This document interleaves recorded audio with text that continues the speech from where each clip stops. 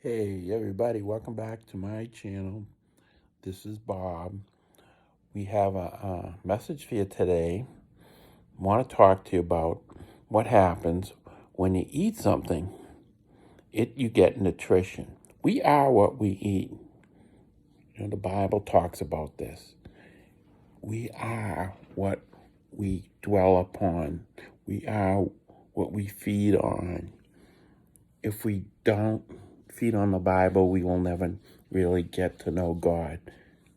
Now, Bible says we're without excuse because of his creation. It testifies that there is a God. All right. So you really are without excuse. But what do we fill our lives with? And there's a couple things going on. Obviously, we got a massive communication system coming at us on one level, but then it's refracted, it echoes, it bounces off your friends, right? Your coworkers, your acquaintances, and it creates this mentality of psychology, of mindsets, this culture, if you will, of norms and values. And what dominates the system is what you associate yourself with. So whatever's glorified in the media as good, you start to align yourself with without even realizing it. This is called conditioning. This is called mind control. All right? The whole world's under the sway of this system, and it's run by Satan. The whole world's under the sway of Satan. Okay? Now, and we're told also what not to do as a result. So their sins coming at us of commission, and they also advise you not to do certain things. Don't talk about God. Don't talk about Bible. Who talks about God, really, in the culture? It's not normative to talk about God. You become conditioned that it's unhealthy to talk about God. But this is exactly the thinking the devil would want you to think. Don't you agree? See, God becomes slandered. The Bible is pre-slandered. But who's slandering God? It's only Satan trying to slander God in our minds and then accuse us. Even believers accuse us believers. The accuser of the brethren.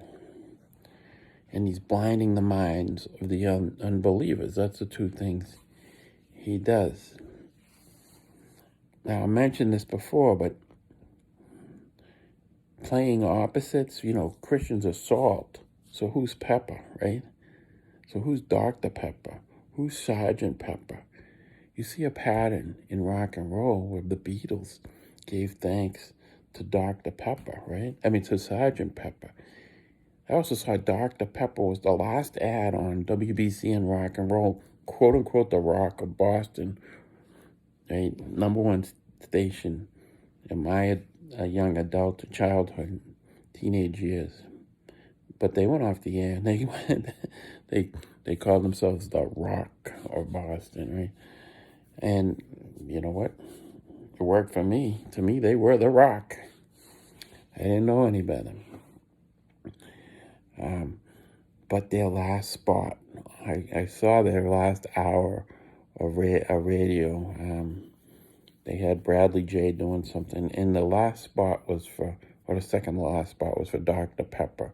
I believe it was the last spot. And playing opposites, Dr. Pepper, Dr. Salt, and Pepper. Dr. Pepper is giving homage to Satan. That's how I see it. I read the book, the Lenin prophecy, or the prophecy of, the Lenin prophecy by a fellow. I do have the book somewhere, but very good book.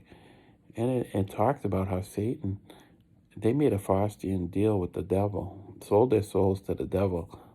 They were going really nowhere when they came back from Germany.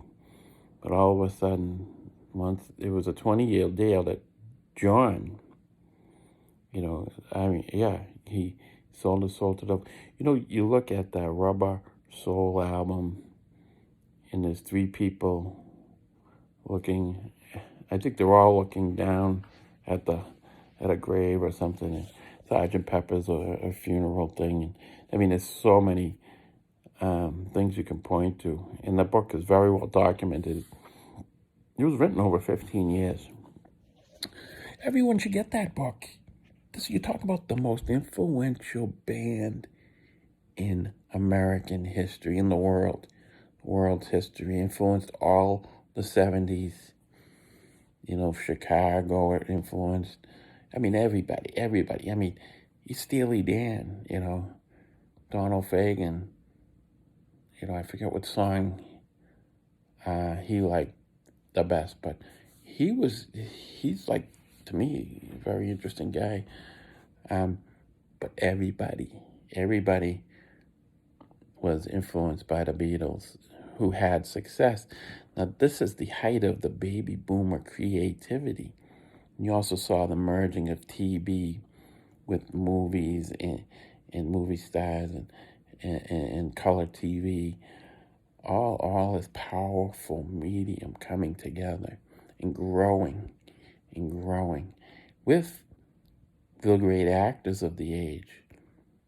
The baby boomers were growing and are growing. Of course, there's some that survived the war too that had great careers as well. And as they got older, the Cary Grants, whatever. So this was great emergence of media plus talent that created this. It hit the baby boomers' age that had a stronghold on them. And they used to have, there's a lot of great Hollywood movies. Christian, Ben-Hur, right? Ten Commandments. There's a movie called Ruth. There's one called Esther. I think Joan Collins is in Esther, if I'm not mistaken. Amazing stuff. There's one on Apostle Paul. You can look these up on YouTube or Netflix. I got rid of Netflix because they got rid of Columbo. All right, so that's the message today, is we are hit with a heavy, but the Word of God is where the life is. See, we're all looking for this life.